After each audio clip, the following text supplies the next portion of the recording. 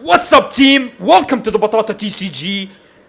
Dawn's romance, romantic sunset, the romance of the dawn. A romantic dawn is upon us. Romance Dawn, the first set of One Piece card game just dropped. Are you ready for the top 5 decks? I'm gonna show you the top 5 decks, the best decks in the set. These are the decks you're gonna need to build. You don't want to build anything else. Maybe you might build a Doflamingo for fun. Maybe you might build a random black deck if you want to. If you I don't know, that color is not even playable for a set. But if you want to have fun with it, yeah. But if you want to win, these are the decks you're gonna build. And you're going to mess with them, and you're going to test them out, and you're going to perfect the ratios on them, and these are the decks that are going to take you and get you the W's that you need in all these competitive events. So make sure you watch this video to the end, because the last deck is the number 1 deck. And honestly, number 2 deck is pretty good too, so both those decks are solid. But besides that, guys, I'm very excited to show you all the decks. Top 5 decks of the One Piece card game for set 1. It's going to be amazing. What a romantic dawn. What a beautiful, beautiful sunset that we're going to go and see all together, guys. And all I ask you guys, I'm doing daily content. I'm bringing value every single day. Gameplays, deck profiles, top decks. We're gonna soon do interviews. We're gonna show you LGS streams. We're gonna do competitive tournaments a lot. We're gonna get into a lot of content. We're gonna do daily content. So if you're enjoying this video, if you like One Piece card game, if you like daily content, if you love value and gaining value, go ahead, subscribe, like this video, and comment and say I love you, Batata. Besides that, guys, let's jump into the video, because I do love all of you, and I do love Batata as well. Peace.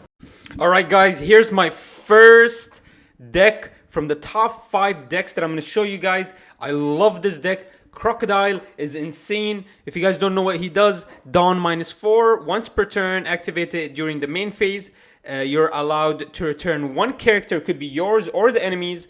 That's a cost of 5 or less to the hand. So it's really beneficial towards the late game if you want to, if you have a game-ending push, but there's too many blockers.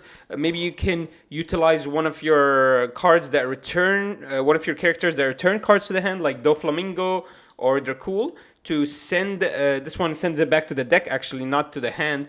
But basically, you send one of the blockers back, then you get rid of another blocker. With your Dawn -4, you're able to do that, even if your Dawns are rested, allowing you to get rid of 2 blockers in case you want to end the game that turn. So it's really beneficial. I really like having extra blockers, so I use this Alvida just to block or counter, sorry. I like to have extra counter, so this is a 2k counter. Sun Tomorrow is really beneficial here. If you start your first turn and you're the first player, you're going to be able to play this card turn 3 and actually use it to get Pacifista. So I think that's the best potential for this card. Use it turn 3. I can see a Crocodile deck mulliganing just to get this in his early hand, because that's just so beneficial. Get Pacifista out. If the opponent cannot get rid of the Sentomaru, then you basically can get another Pacifista out, and you just sit there filling up your field, giving you an option. Basically, a better Doflamingo engine. So we do have the 2 Pacifistas that are blockers. These don't have any counters. And then we have 4 of the big Pacifistas, the 6k. We also have some more potential to return in the hand with Marshall D. Teach. I really like this card. Boa is really beneficial. If you attack or if you block with her, as long as she has a Dawn, you get a draw. Really, really nice. Gekko Moria is... The only reason I'm not playing the other Gekko Moria is because I'm playing this Gekko Moria, and he can't return himself to hand. That Gekko Moria that I'm talking about is a double attacker. Gekko Moria, but basically you're never gonna... He's always gonna be the target of your opponent's attacks, and you can't get him back with Gekko Moria. So I just chose to just keep one of the same Gekko Morias, and because we can't search for Gekko Morias from our trash, he's useless to me if I'm looking for a Gekko Moria, so I just kept him. But it's really good ability. Any 7 Warlord of the Sea, you can pick him up. Basically all my 4 costs are 7 Warlord of the Sea. This is a 7 Warlord of the Sea. This is a 7 Warlord of the Sea. Gekko, I can't pick him up, but I can pick up Boa. I can pick up even a Law. But that's about it, really. I can't pick up my Doflamingo. I can't pick up Virgo. I can't pick up Dracul.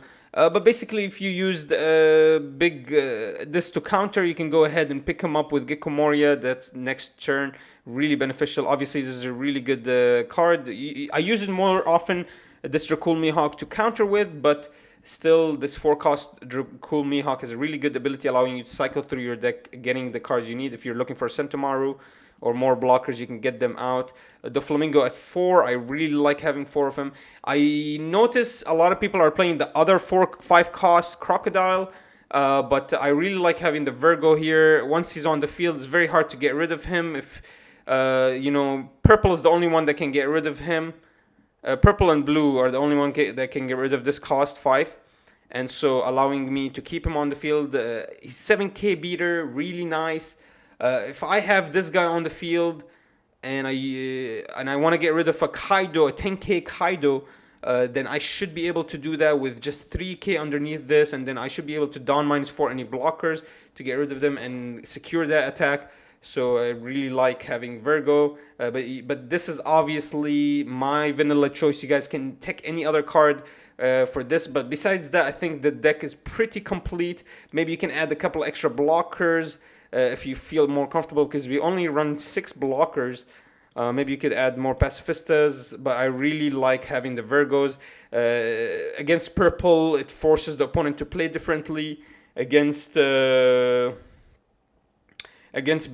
green, we have a big beater that is very hard to kill and just sits on the field and kills anything the opponent attacks with. So even if he rests it with green, it's very hard to kill 7k, and I really like having that on the field. Besides that, the Dracul Mihawk is really strong. I only run 2 of it really because you don't want to see it too early and you don't want to see it too often. But besides that, we run the Overheat because I think this is the superior event. It returns a character, it could save you a game, it could get rid of a blocker. It's really beneficial, especially towards the late game. And also, Love Beam, another event, gives you the plus 4k, but an extra draw just in case you're super behind. Those are my options. But yeah, that's the Crocodile deck. I really like this deck. It's probably 5th or 4th place. But yeah, guys, I'll show you guys the rest of the decks. Alright guys, we're going to put this at number 4. This is my Zoro red deck. Monkey D. Luffy is nice and all, but I really believe Zoro is the superior red leader. Not the multicolor red, just plain red. I think Zoro is actually superior than Luffy. Luffy gets 1 rested Dawn, whereas if you give Zoro 1 Dawn, he gives everything on the field 1000 power. So basically, he's a much better version than Zoro. And if you're so worried about not getting a rest Dawn, why don't you add a couple of Namis? I put the Namis here just in case, I don't want to waste Dawn. I want to actually utilize my Dawn. So Nami's allowing me to get 1 free Dawn. As long as it's rested, I can put it under my Zoro, giving my whole field 1k for free. Basically, I didn't waste anything, so I really like having Nami here. Maybe you can push it up to 4 even. She's not targeted ever by your opponent, allowing you to reutilize your rested Dawns. And honestly, that's... having this Nami, you don't need that Monkey D. Luffy that bad. You have the other Nami, obviously the Searcher. This is a really good option. We are running a very special card here, Gordon. The only reason I'm running this is because of the 2k counter. You could also utilize his on-play effect, which place 1 card from your hand, the bottom of the deck, and draw a card. Basically, a nice cycle. You get rid of an extra card. Maybe you have an extra event you don't need, or you have too many rushers in your hand. You can go ahead and put 1 in the bottom of the deck. Maybe you get rid of something that doesn't have any counters, like this Uta. But this Uta is actually really beneficial as well. Allows you to search for more stuff. But from your trash, also has an on-play ability, return up to 1 red character, not called Uta, with cost of 3 or less. You can get Zoro back. You can get 1 of your Namis back. You can get a blocker. You can get this Tony Chopper that allows you to pick up anything else that you want. You can pick up Nico. So you're going to be able to pick up basically your whole deck. Only 1 card in the whole deck is is over 3 cost. So you're going to be able to pick up your whole deck with this Uta. So I would have had more Utas, but not having a counter really hurts us. So if you guys like her, maybe you push her up to 3. Besides that, I would not add any more of the Utas. More counters. Vivi here, even though she's a vanilla, I think she works amazingly with Zoro. You don't even have to give her a Dawn. You just give Zoro the Dawn and she becomes a 5k. Very cheap option to have, allowing you to fill up your field very quickly. Tawny Chopper, if you're countering really early with your cards and getting rid of your Straw Hat crew, you can go ahead and pick them back up. with attacking, so really beneficial. Obviously, we're running the best event in the game, Jet Pistol, and we're combining it with Otama. So we're gonna be able to remove an 8k for 5 cost, which is insane. Also, we have the Gum Red Hawk, so if we're getting attacked, we can get rid of blockers on opponent's field or arrested attackers or anything weak, really, that's 4k or less. And we were able to protect ourselves. I think this is one of the best event cards in the game. Hands down. It's 2 costs. You get rid of a 4k, which is very hard. No other event card for 2 costs counter does that. And also, you get plus 4k. So you don't get the plus 2k, you get plus 4k, and you get rid of 4k on the field, allowing you to potentially come back from a absolute death, you know? An absolutely finished scenario, you can come back easily. Interested in your opinions, guys, about the deck, but obviously our rushers are going to be Zoro and Monkey D. Luffy. What we're going to try to do is flood our field with a bunch of cheap characters and start either controlling the opponent by attacking into his characters, or just trying to get rid of his life as fast as possible. And then, yeah, that's the plan. We don't have any blockers, so we have to go as fast as possible, get into this game. We're not trying to play this for late game. We're actually trying to get to mid game. And besides that, we don't want to get any further than that. So yeah, that's the deck, guys. That's number 4 with the Zoro deck. Alright, guys, number 3 now we get Trafalgar Law. You guys know exactly what this guy does. He's insane. He's so good. He's multicolored, first of all. So the only detriment he has is he only gets 4 life. But besides that, he gets the best of both worlds. And I'm going to prove it to you guys. I'll show it to you right now. Look at this. So first of all, his activation, his main effect is insane. Once per turn, if you rest 2 Dawn, you're allowed, if you have 5 characters on the field, return 1 character into your hand, then play another character with a different color and a cost of 5 or less from your hand. So basically, you can play any card in your deck. There is no cards over 5 costs in this deck. So once you have 5 costs on the field, your whole deck is playable as long as it's a different color. I'll show you the best combo. So it's insane, obviously. I'll show you the best combo with this. But first of all, let's talk a little bit about this deck. So we're running the Otama because we have Jet Pistol and Nico Robin, allowing us to either remove... well, actually, Nico Robin is weirded wrong. You have to KO something. So you can either KO something with 5k or 8k using the Otama. So Otama with the Nico would be 5k, or Otama with Jet Pistol, we can get rid of an 8k. That's basically everything. Eustass the Kid. It's everything except Kaido's, really. And maybe the cool Mihawks. Those are the only things that you're not going to be able to kill. But basically, you can kill anything with that combo. Then we're running a bunch of searchers. So we have Jewelry Bonnie to search for any supernovas. And obviously, we're running a lot of supernovas. We're running as many as we can, actually. I think we only run 2. Is that it? 3? With the Bonnie? I guess we're running 3. That's it. Because we have the better green cards. So it's going to be a little iffy, but I promise you Jewelry Bonnie is going to hit. And when she hits, it's going to feel so good. Because what you're going to do is you're going to rest Jewelry Bonnie. Let's say you hit Trafalgar Law. You pick up Trafalgar Law, put him in your hand. Make sure your field is full. Let's say you play another Nami here, right? Now you pick up the Jewelry Bonnie. Put her... No, okay, so this is what you do. You pick up the Nami, you put her in your hand. You play the Trafalgar Law. With this guy's ability. So now you have Jewelry Bonnie rested and a Nami that's already searched this turn, right? So what you're going to do is you're going to activate his ability. So you're going to be able to pick up the Nami, put her in your hand, call out to Trafalgar Law for free, use his ability to pick up the Jewelry Bonnie, and then drop a Zoro or an Okiko. You know, that's insane. That's such a good combo. You get your searchers back into your hand. So make sure you're going to be able to run them again. You get a bunch of counters as well into your hand. And you have still a full field. But it's the actual field you wanted. And you didn't have to spend, besides the 2 Dawn that it costs you to play the Trafalgar Law by picking up a Jewelry Bonnie.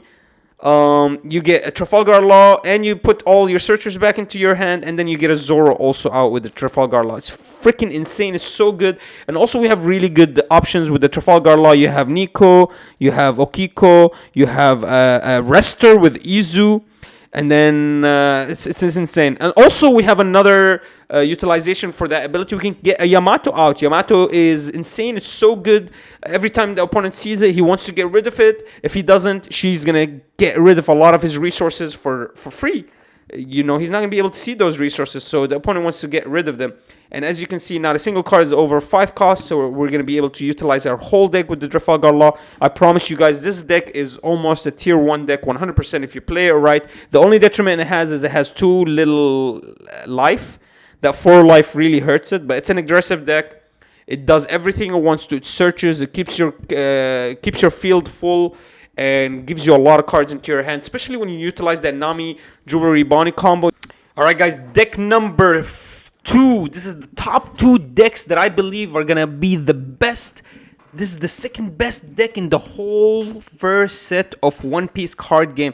I think it's gonna be insane. It's so strong. Eustass, Captain the Kid, the restander, the guy that just needs 3 Dawn to restand himself and get rid of trash 1 card, allowing you to stand up all over again. If you have, let's say, 5 Dawn underneath you, that's a 10k attacker twice. Nothing in the world can stop it, except I guess.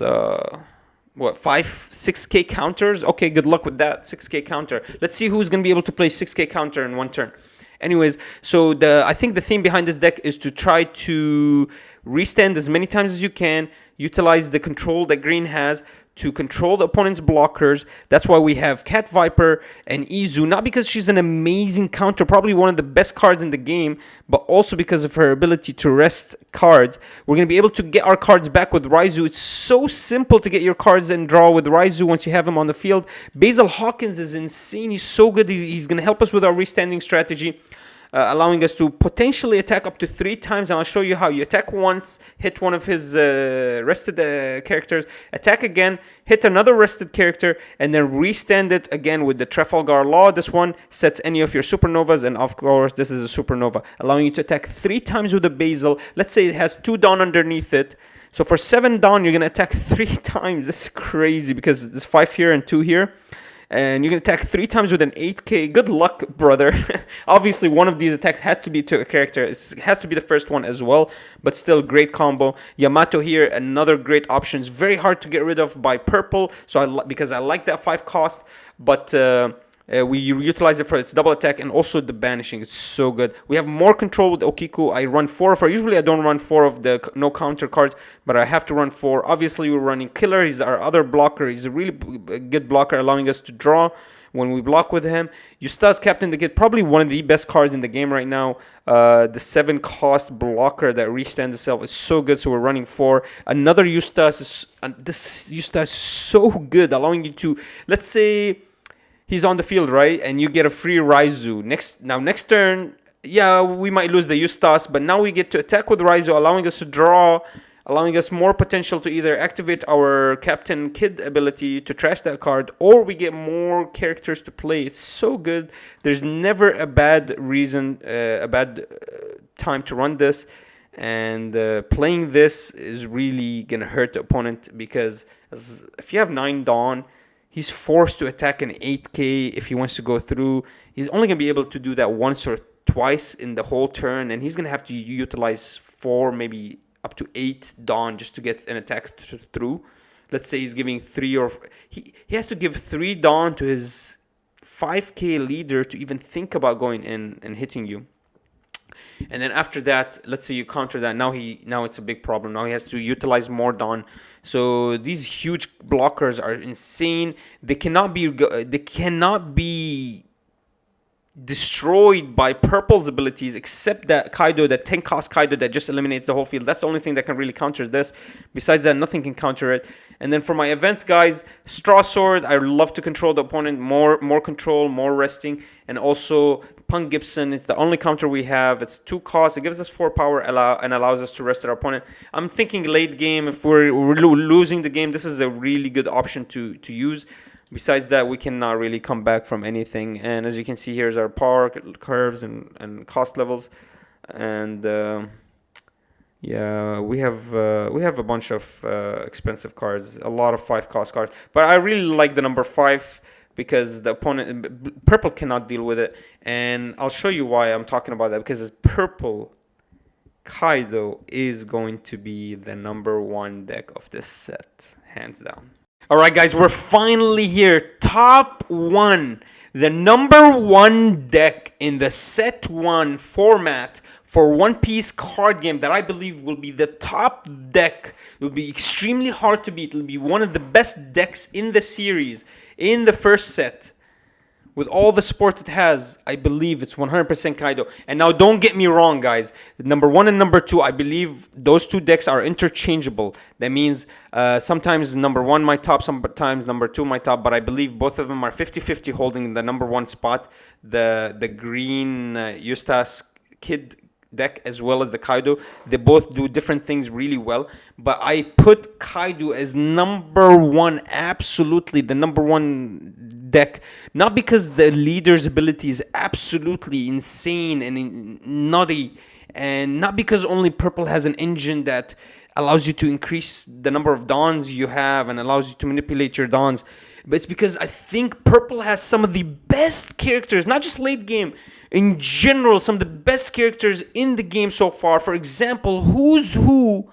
For Dawn -1, you get rid of a 3 cost. It's an actual KO. You don't put it in hand. You don't put it in anywhere else. On play, Dawn -1, and it plays itself from triggered from security. So that's so good. So if you hit it in life, you're able to use it, utilize it, get rid of a blocker, or get rid of a rested card, or anything cheap that the opponent has. That's crazy. And that's just one card, you guys. Purple is filled with them. They have Kaido, it's a 9 cost 10k character that once it drops Dawn -5, so you're gonna have 5 less Dawn next turn, but you get a rusher and you KO a 6 cost character. So basically you're gonna be able to get rid of 2 big characters the opponent has. Or you can utilize this Kaido instead. This Kaido costs 10 with 12,000 DP or attack power. What the hell is going to be able to get rid of this? It doesn't have rush, but as long as you play it and Dawn -6, you empty the whole field. Nothing can counter this. Nothing can stop it. You go against green, and this is why I put Kaido above Green Kid, because Green Kid I believe is really good. It can come back against Kaido, but Kaido just has answers for the Green Kid characters that no other deck has. No other color has these answers. Also, we have a bunch of blockers. We have, okay, here we have 6, 10, and then we also have 14. We have 14 blockers. I mean, it's so good. We have so many blockers. I think the only other deck color that can get close to that number is green. And then we have ulti that allows us to fill up our field. If we are having a bad time, we don't have our high cost characters, we can just use her, play another page 1. And if we don't want to play page 1, we can just counter with her and counter with him. And that's a 3k counter. It's so good. Also, we have a lot of big counters with this. And the ulti is as well. And then besides that, really, guys, our only non-counter cards are our big ones and our events. Besides that, the Who's Who is the only last one that doesn't have counter. That's why it's only a 3. You might be able to reduce that as well, but its ability is just so good. Maybe reduce this and increase your blocker number, but that ability is so good. Sasaki allows you to come back from bad, let's say you draw bad hands. Queen and Sasaki are going to allow you to come back from those bad starts. And yeah, as you can see, this is the only deck that has a 10 cost drop that just empties the field. It's a black hole. And only purple has this card. And also they have the Onigashimi. My strategy always is to mulligan until I find Onigashimi. Besides that, I don't.